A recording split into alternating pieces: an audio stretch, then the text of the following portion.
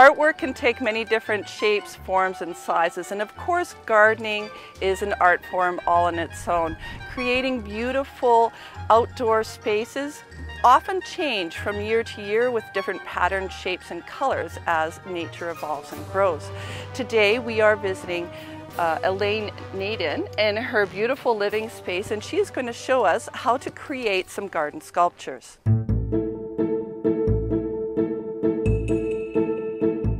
Well, what we're going to do is some sand casting.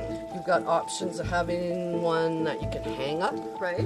or we'll have one on a base. Right. I'm taking the base. You take the base. You create your own base, or sorry, form. Right. Or you can use the form of the container. I generally like to go and do my own thing. Okay, so we're going to dig in the sand dig in the sand. Woo!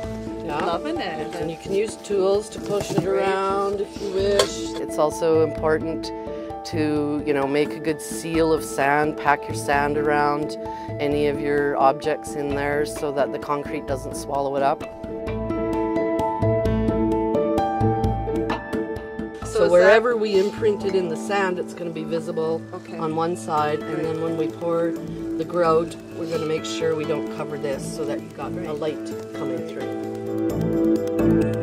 We've got some shells, seashells, some, just given to me from people. Oftentimes it's, dollar store buys. Rocks, there's polished rocks, there's rocks out of my garden. We have driftwood. I have piles of driftwood around my yard I shop out of. Anything nature. We use some sticks with moss on it, colored beads, colored glass. Yeah, it's whatever your imagination takes you.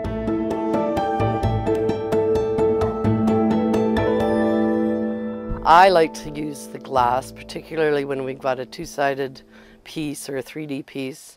The light just blings right through that glass, and depending on the color and your environment, yeah, to me that's all of it, is catching the light. You want to make sure some of it's embedded in the sand when you first started, because the concrete isn't going to cover that exposed area. The part that's in the sand is going to be exposed. When you do the pour, you want to make sure that some of that glass is not covered in the grout. That way you have the see-through product.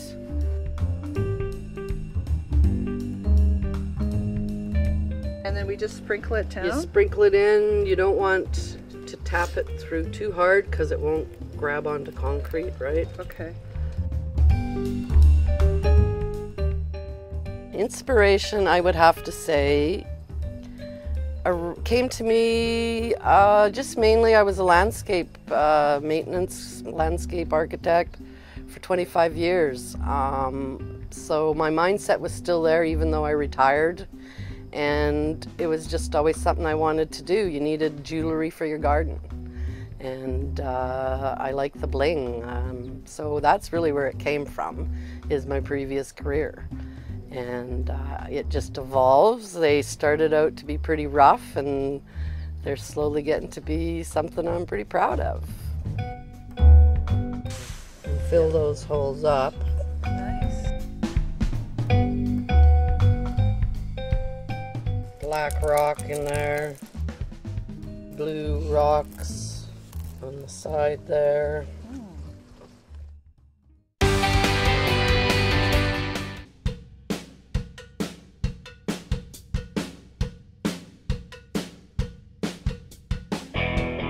Kind of want to do a muffin mix first, you know what I mean?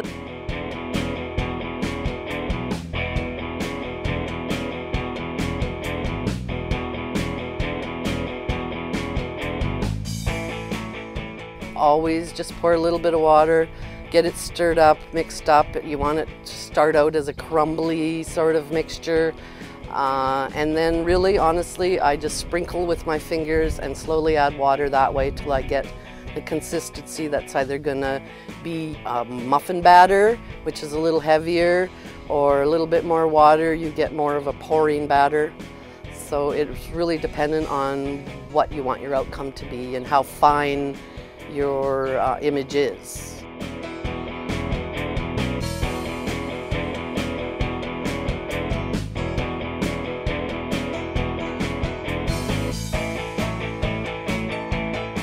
See, I think I probably added too much water because mine's... You can add a little bit more. Is that too runny? All it does is mean you got to wait a little longer. Because if I put glass in that, it'll fall sink. through. You have to wait a bit longer. Okay. Which is pretty crumbly, not quite a crumble, but yeah, that's a good stage for something like that.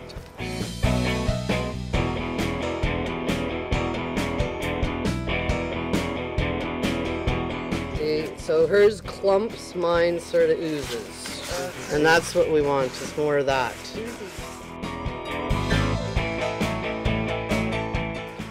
That's a fun shot. If you want to make a duplicate, take a picture before you pour the grout, so you have an idea, you remember what's on the other side. Otherwise, you've got two different images, and that's okay too. You know, it's whatever artists you want to be at that moment, and that's how I work.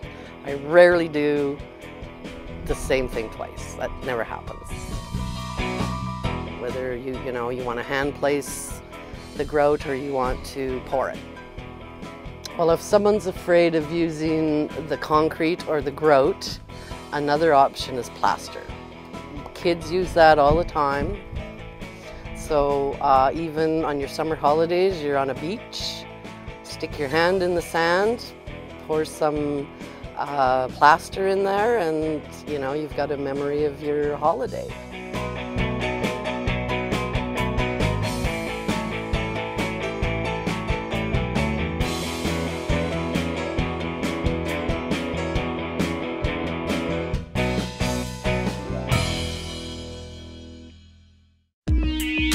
This is not a technique for someone who needs to control the outcome 100%. You're dealing with the limitations of sand and concrete in a three-dimensional form. It is very different than painting. I learned this process theoretically in brownies. Won't even say what date that was. By using a lot of natural products, I'm intertwining the landscape in with any of the sculptures. The beauty of a garden is it changes daily, weekly, monthly, season-wise. So it's never static. And I find by adding some of the jewelry, as I call it, it's you know, it's enhancing areas that might not necessarily have that bling it did in spring. So I'm moving stuff around as far as art around my garden all the time, as well as the plant material.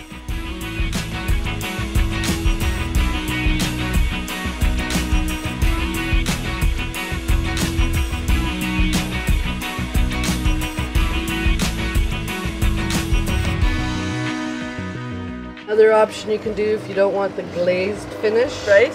we can pour sand on top. Ah, And okay. pack the sand, and then it gives you two rough surfaces. Right. Everything's there. I store it on shelves. It'll take a couple of days. It won't be entirely cured, but we can pull it out, have a look, hose it off, all the sand and everything else off, clean it up. When you unveil one, yeah, it is like Christmas because you really don't know what it's going to be. You're doing something blind almost. When you're setting it into sand, you don't really know what it looks like until the piece has set and you pull it out, wash it off, and yeah, it's pretty cool to see how it turned out. You know, what you could improve on next time, but I think all the time they turn out awesome. Even if there is a flaw you would see, maybe it's not really a flaw. Just a learning exercise. In the end, once everything's cured, it's dry, I'll do either a gloss or a no gloss sealant. Creating sand casting sculpture can be a great way to make art for the garden. When making the sculpture, you cannot see the way that it is going to turn out. You must visualize backwards and be open to surprises. It's just releasing your inner child, I guess is how I see it.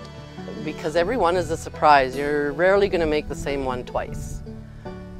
So the idea of just going out there and trying it, you're going to have a couple ones that, but hey, that makes you learn for the next one.